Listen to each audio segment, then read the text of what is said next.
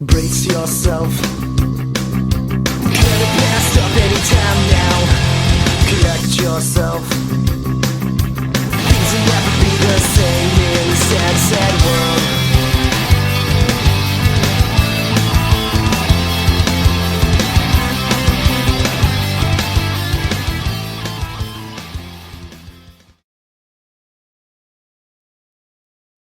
You're getting a very different tone of voice, folks at home, but we have a real special treat for you today.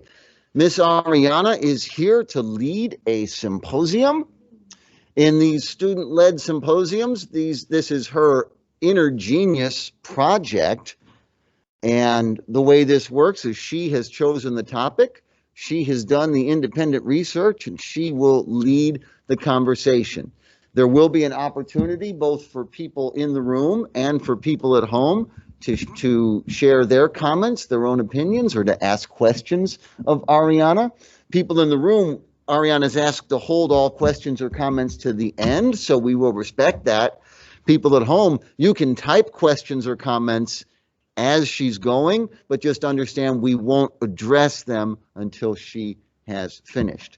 As always in a student symposium, all opinions belong simply to the student who is speaking and not necessarily to anyone else, though they may very well may. She had total freedom. I've looked at her preparatory materials. She's done a great job. She's worked really hard. You were in for a treat. So let me welcome Miss Arianna.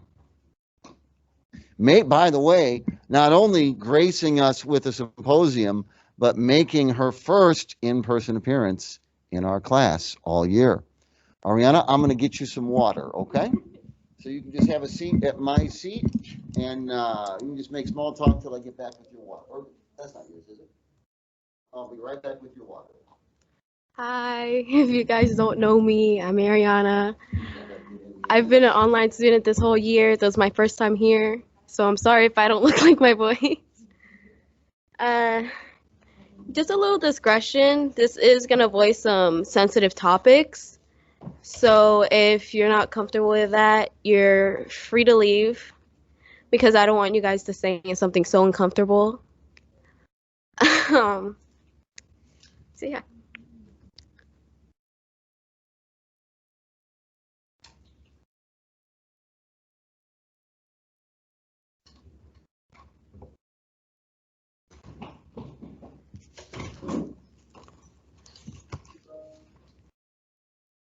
Just ignore those. Thank you. Or tell them off. Okay. So today I'm going to be talking about modern day human rights and the basic word love from a parent in modern days. As you guys may know, the government have been taking certain rights from certain people. If you guys don't know, the Declaration of Independence does say that we have the right to life, liberty, and pursuit of happiness. Today, the government is not following that at all. Opposing to what happened this year, a lot of people of color were killed, basically Black and Asian people. The system has been corrupt, both justice and injustice, and the LGBTQ community has had their certain rights taken away from certain states. Again, I want to say that this speech is all me. It's my opinion. You're free to comment after my presentation. This has certain topics like homosexuality, racism, and more sensitive topics ahead. Discretion is advised. On May 25th, a Black man by the name of George Floyd was killed by a police officer named Derek Chauvin for being accused of counterfeit $20 bill. It turned out that $20 bill was real and a life was taken unjustly. Because of this event, many more Black people have been killed. And because of this, all this led to the Black Lives Matter movement.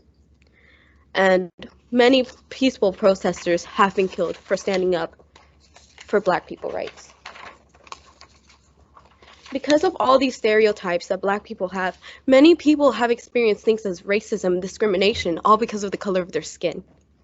Justice has to be served, and it isn't being served truthfully. Goodness, justice has been served on Tuesday when Derek has finally been charged guilty of all 3 charges, including second-degree murder for the killing of George Floyd, an unarmed Black man. Another case happened earlier this week with a veteran officer, Kim Potter, who killed 20-year-old Dante Wright. And the reason why? She confused her gun for her taser. I'm going to give you a little hint, an example. This is a Sharpie and this is a pen. They both have the same color, but they're different things. This one is thicker, this one's thinner. As you can see, they both kind of weight the same, but they are different. A law enforcement officer, Cedric Alexander, said that is distinguishably a very looking instrument in your hand, and that would probably be the hardest mistake you can ever make.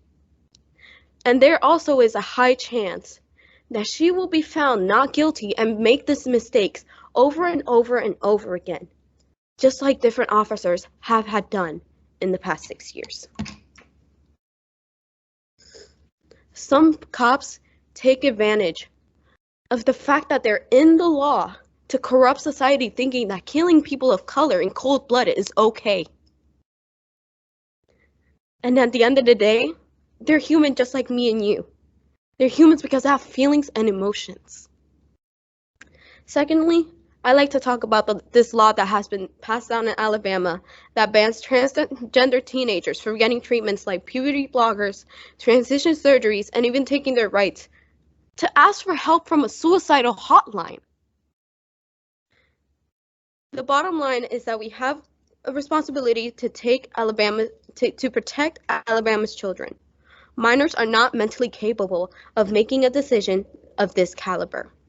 Bill sponsor Sen Shay Shelnut, R. Trustville, told committee members, "We're taking too many tools from the tool chest of a responsible parent who is trying to figure all of this out.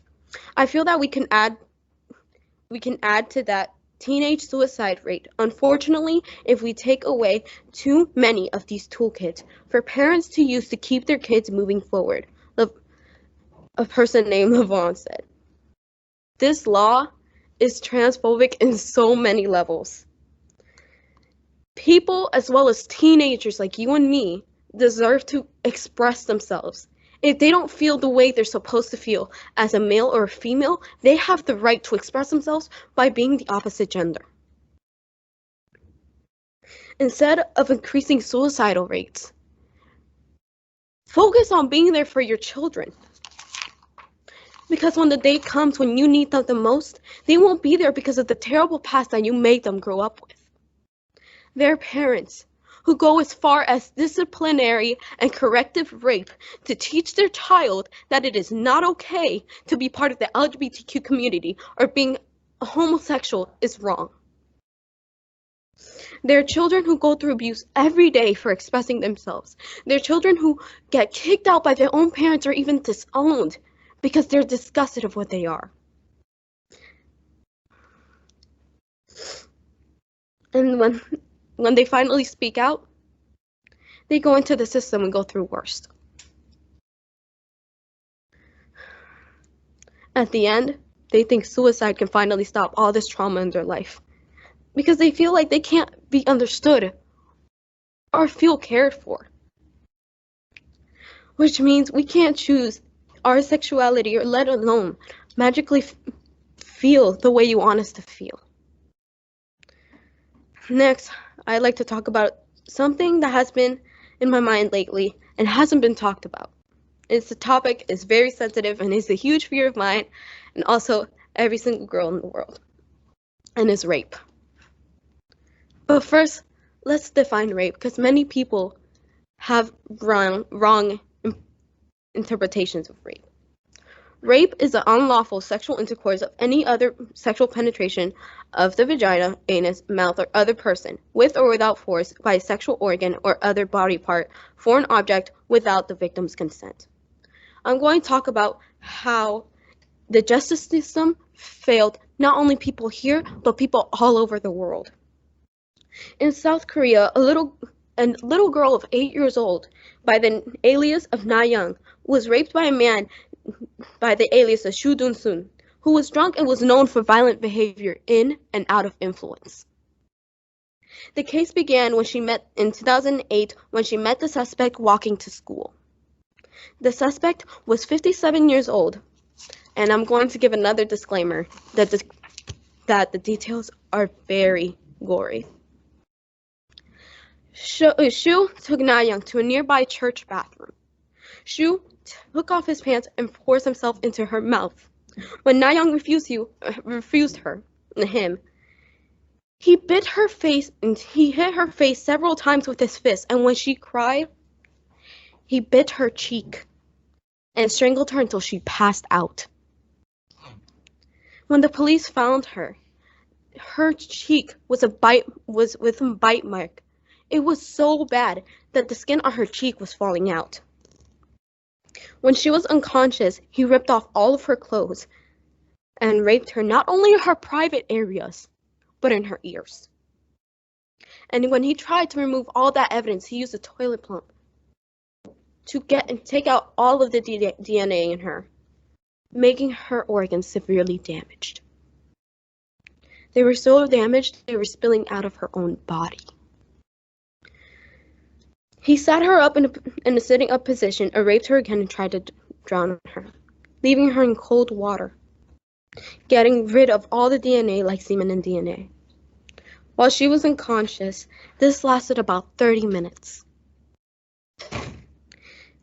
After he left the cold water running, he went home like nothing ever happened. She regained her consciousness, began to crawl out of the bathroom to get help, and the neighbors found her. They were so terrified, but thank goodness she survived the incident. But she had to go through 8 hours of emergency surgery. The doctor doing the surgery stated that the organs were so severely damaged that they were black when they found her. The saddest thing is that Na Young, at 8 years old, had to live with medical assistance because her organs were damaged for life. Her ribs that damaged her abdomen, lower abdomen, and pelvis that required at least 8 months of intense treatment and care. The damage in her body has been categorized as third-degree disability. Not only is her body severely damaged, her mental state must be going through severe obstacles. In court, she had to face her attacker with 80% of her organs still bleeding. And when the defense lawyer asked if he had any a stench of alcohol on him, she said yes, because it was the truth. That only ended up reducing his sentence. Because of this law, called Miyak, which Shimnin means body and Miyak means unwell, which means that people under the influence or who aren't in the right set of mind use this law to get their sentence reduced or even plead not guilty. People in South Korea have petitioned to have this law removed, but the government really doesn't care. Shu's sentence has been reduced to 12 years in prison, and the maximum of this law is 15 years. This man also had 18 other criminal convictions, and people that knew him said that he was extremely violent, even without even not under the influence. He was super violent. He was released on December 2020, and Na Young must live with the fact that the man responsible for her state and her well-being is free, waiting for another victim. Another topic that involves children is child trafficking. This topic isn't really talked about because people don't want to be part of another adult's business with a child. let alone tell them how to raise them. Child trafficking refers to an exploitation of girls and boys primarily for forced labor and sexual exploitation. Children account for 27% of all human trafficking victims worldwide, and 2 out of every 3 victims is a girl. An estimate of 1.2 children are affected by trafficking at any given time. Around the world, most children who are trafficked are involved in forced labor. Worldwide, 168 million children are victims of forced labor. 215 million children are engaged in child labor.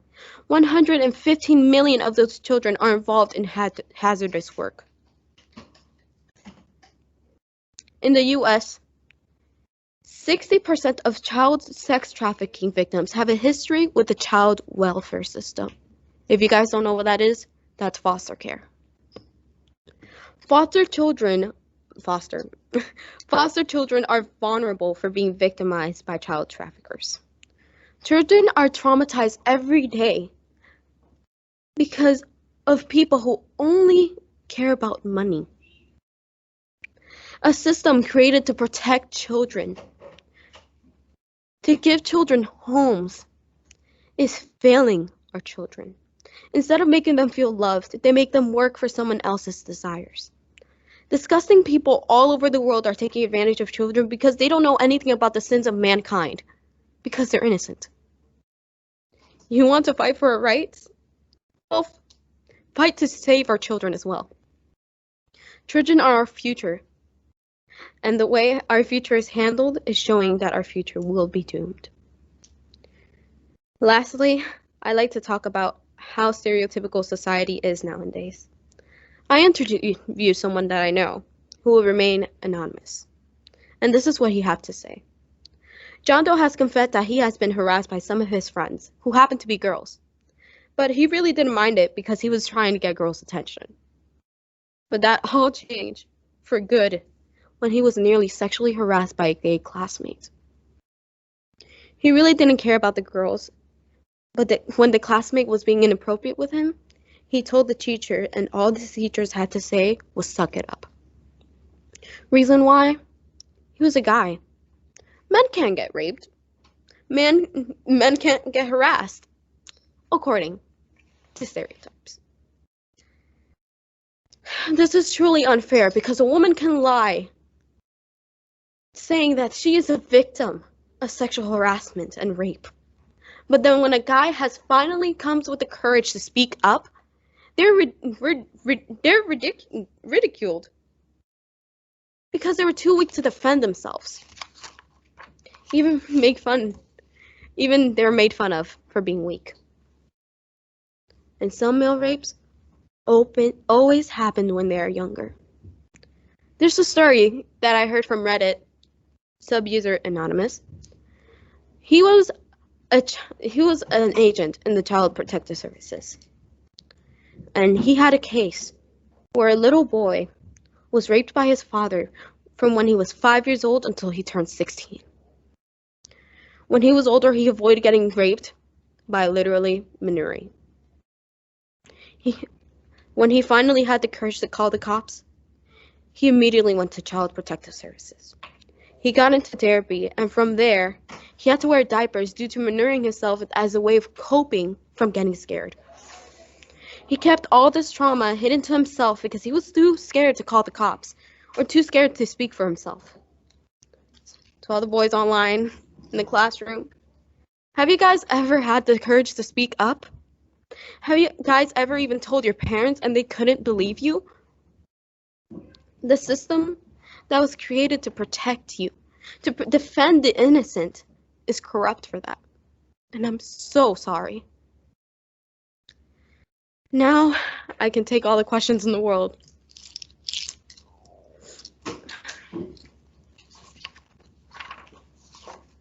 Okay, folks at home, if you have either comments or questions for Arianna, go ahead and type them in the chat. It looks like Brianna Lees has her hand up, so she may be about to type, or speak up You're welcome to use your mics and your cameras, folks at home, to engage in the conversation. Folks in the room, anyone care to share anything with Arianna or ask Arianna anything? I'll say it is clear that Arianna has a heart that is passionate for justice. Come on up, Valeria. Mm-hmm. So I'm going to hear from Valeria, and then we'll go Brianna Lees, and then we'll go James. So Valeria. I just want to say thank you for saying everything that you said. It was amazing. That's it. I just wanted to say thank you for saying those things. It was amazing. Brianna Lees, I see you've got your hand up there. You have something to share or question for Arianna? Yeah, I honestly think that that was a very amazing way of bringing all these problems into the world, because I've actually been watching a show on YouTube that they talk about stuff like that, how family members and random adults like purposely torturing kids and like hurting kids and raping kids and molesting them and everything like that, and it bothers me and it hurts so much to like know that there's actual people that go through that.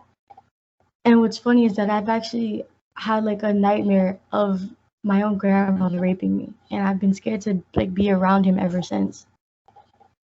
So that like it's scary to know that there's people that have to actually go through that and live with that, and it just breaks my heart. And I thank you, Arianna, for bringing that up. That was very beautiful, and the way you worded everything was amazing. Like that was honestly the best thing I've ever heard, or in general. Like I have no words. Like I'm speechless. Well, thank you, Brianna Lees, for telling us a bit about your side and having a little bit of that experience into your heart. And thank you for listening. I greatly appreciate that. I worked very hard on this, and I'm glad I brought those situations to light. James, you have your hand up? Yep, thank you. I just want to make a better analogy for like the cop that used a taser, that used her gun instead of a taser. Mm-hmm. But it's like you try to pick up your phone, and you end up trying to pick up your phone, but you picked up a brick and chucked it at someone. Because a gun is like 3 times more heavier than a taser. Mm-hmm. And to be exact, there's also a law that says that your taser has to be in the left-hand side. So that way, there's no way for you to confuse that. Because there have been a lot of cops years ago that would put their taser right in front of their gun. That would be their excuse. But now they no longer have an excuse, and now they have no right to confuse their gun for a taser.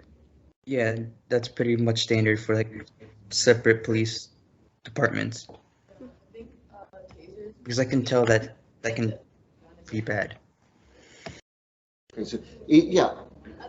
Okay, Obviously, there's a big weight difference. okay, so Eden doesn't want to speak in the mic, and Maria will be next.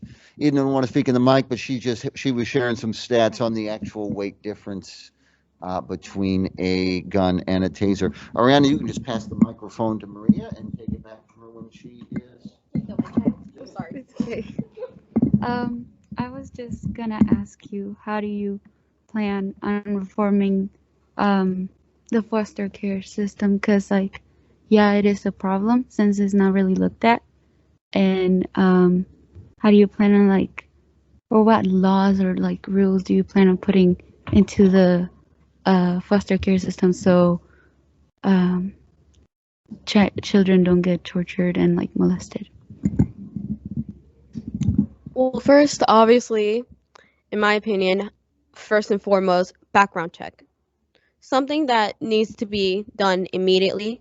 Just like you need a background check for a job, you should have a background check for adopting or taking or fostering a child. Second is interview with other family members. That way, if there's a victim in the family, in the interview, they should speak out, tell them something that it's not right for them to foster or adopt children. Third, just a polygraph test or something as simple as that. Because you can, in a polygraph test, you can tell whether a person's lying or not. It's kind of like a lie detector test. Basically, you answer the questions truthfully, you get a high score, and if you test something wrong or lie, you will get a low score. Just like kind of like in the Steve show.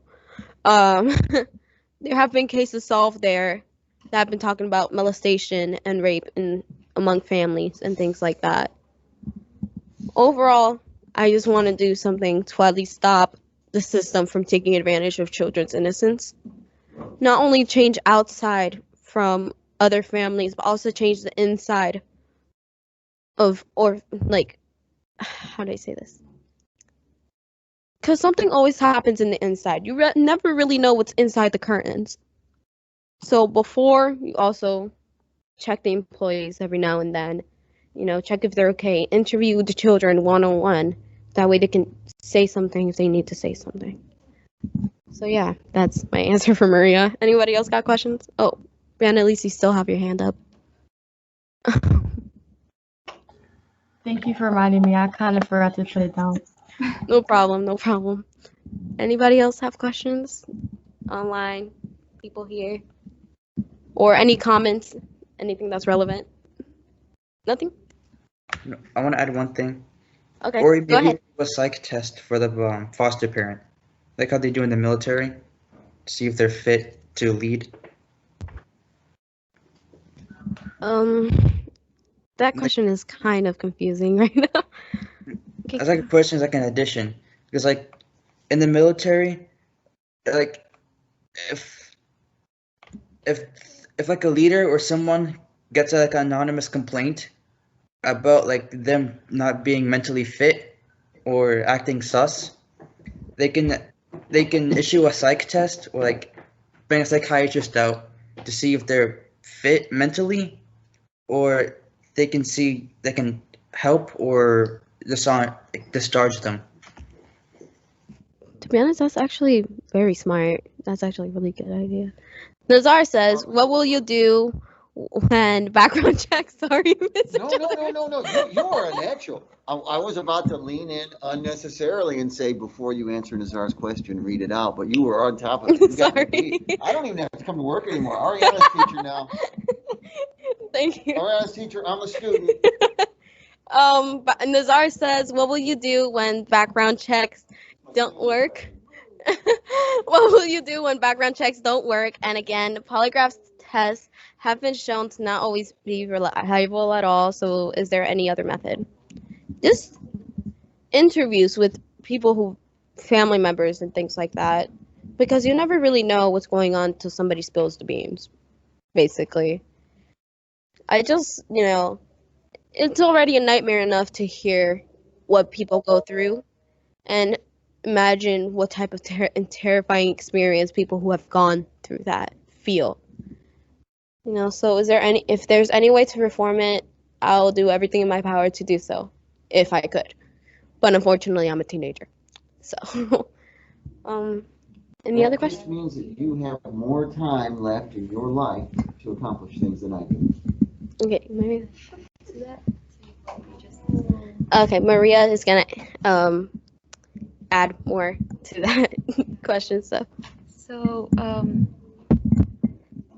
background checks can be more than just like looking back at, I don't know, what you did, how much money you earned. They could like interview your employer, your manager. They look at how much money you make, which is important to sustain a child.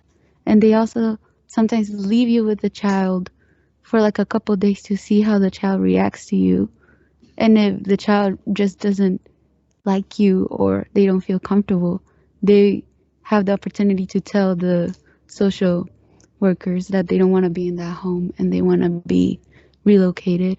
But of course, that costs money and that can take a lot of time. So it makes it harder for the kid to get a proper family So for that not to happen, then maybe actually look at who's trying to adopt your child, because there's so many.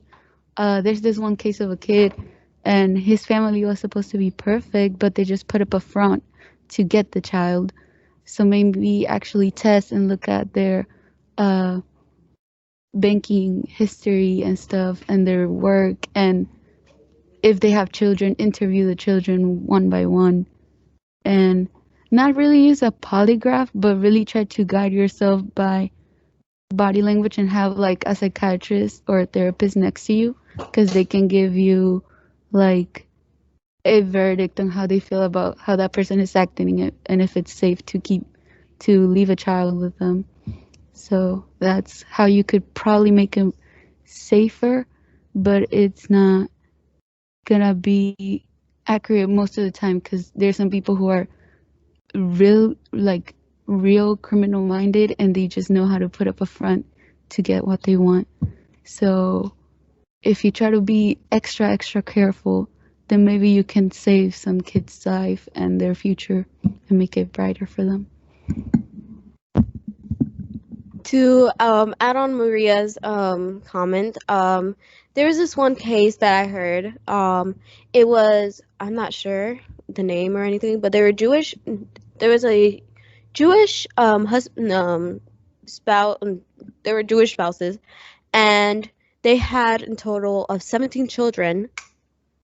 And at first, they were happy, obviously, in front of the curtain. But when you finally open the curtains, you see that those children are locked in the basement. 3 of them are handcuffed to a bed, malnourished and dehydrated. There were children who were fed literal feces. And one of them, the oldest, 17 years old, and the about 10 there was 2 girls in the family who ran away. A 10-year-old girl and a 17-year-old girl. The 10-year-old girl didn't want to get caught, so she headed back. The 17-year-old girl escaped, called 911, and told them what happened. Now, after their children have been taken away from them, most of them are working jobs, they're in high school, and they're in colleges. So, in the end, taking away children from the wrong people is the right choice. Like Maria said, they were criminally minded, and it was insane. So yeah, any other questions or comments? Anyone here? Yeah, Ronan is back. 41 minutes late to class, so just let him. He doesn't get a joke. Anyone online? Anybody want to add on or talk about it? No? Okay, I'm passing it back to Mr. Childers. Leaving. Everybody leaves immediately. Okay, thank you so much to Arianna for your hard work. Have you given presentations like this before? Not really. I've never really done that. I've written papers myself, but I've never really. Well, you just gave, for the first time in your life as a freshman in high school, you just gave a 42-minute presentation with group discussion, and you did it like a pro. So, I won't keep you but another minute or so. Let me tell you what my favorite moment in this whole discussion was. It was when Maria asked a question and it began with the words, "What are you going to do?" And Arianna gave an answer that began with, "Here's what I'm going to do." See, we don't have pictures of all the great people on the wall anymore because I had to take them down for FSA testing. But all these great people who changed the world, They didn't have superpowers. They didn't wear capes. They didn't have infinity stones. They had nothing other than the same tools that all of you had. And this world, my friends, is yours to shape in your own image. Pardon the interruption. Not Samaya yours. Garcia, please report to the front office.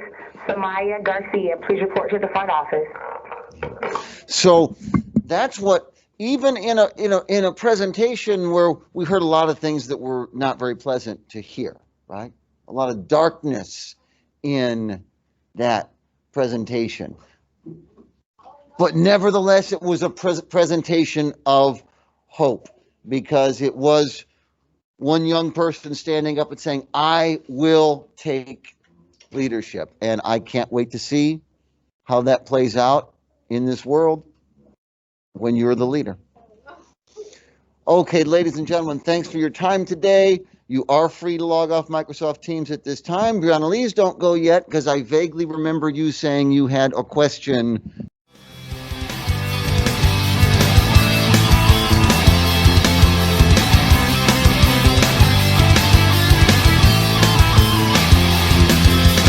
Walk around a lot a bit, trying to make the pieces fit to a puzzle with a million missing pieces. When I'm feeling fine is when I discover that I'm afraid to blow my cover, and there's something very wrong with this. So slip back in your hole, or get back in your cave.